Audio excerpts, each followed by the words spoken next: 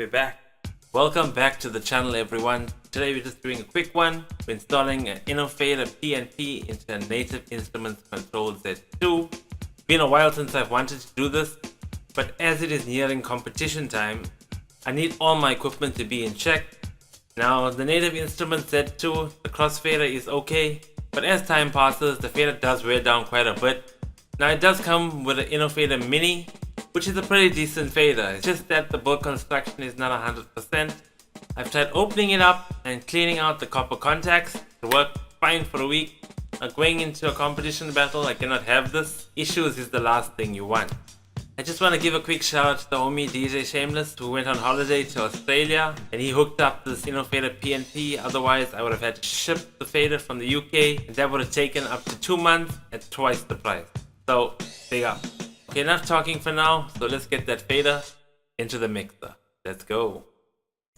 Okay, starting up, you're gonna need a small Phillips screwdriver as well as a flat screwdriver, a tiny plastic credit card, as well as a piece of cloth or paper.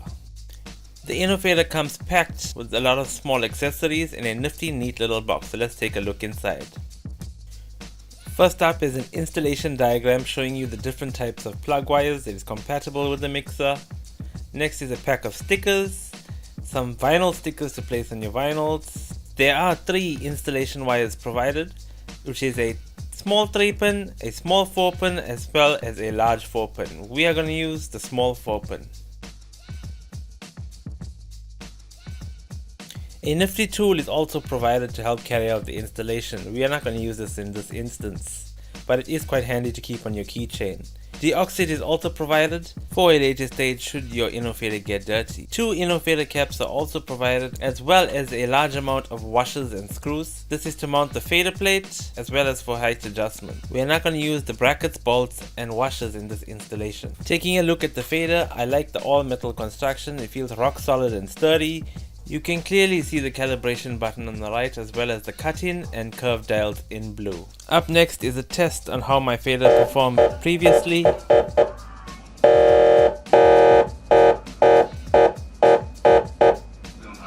Okay, so the first thing you're going to do is switch off the mixer.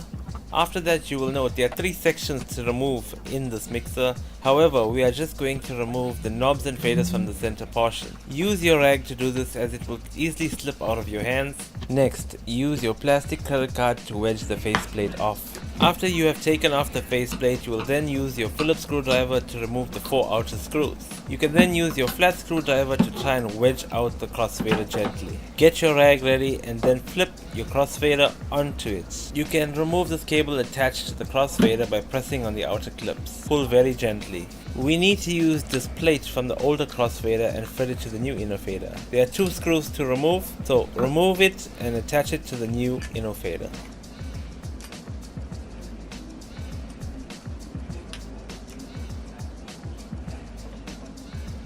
We are then going to take the small 4-pin cable and use the block end and attach it to the crossfader. Make sure you place it down on the rag after this. We are then going to attach the small 4-pin connector to the mixer and switch on the mixer to check if it works. A red light means that we have attached the cable the wrong way around. So we are going to switch the mixer off again and reverse the small 4-pin black connector. Once this is completed, we can then switch on the mixer. A green light should appear.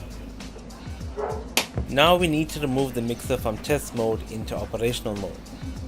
We need to move the small black jumper from the right to the left. After switching on the mixer, the crossfader should function. The crossfader is working at this point, but we need to dial in a few small settings. The left dial adjusts your cut-in and the right adjusts your curve. On the top you can see the tension adjust.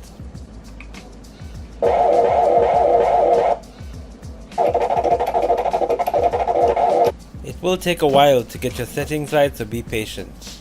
Once this is done though, you can close up the mixer. I am leaving the 4 screws out to attach the crossfader to the mixer because I will come back to adjust my settings at a later stage.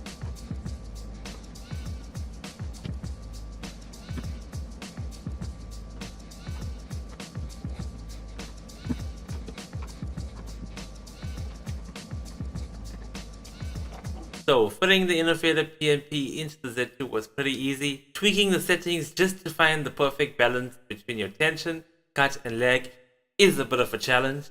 However, you can get it to hit that sweet spot. So that's all for this video. Until the next one, peace. Enjoy the cuts on the way out.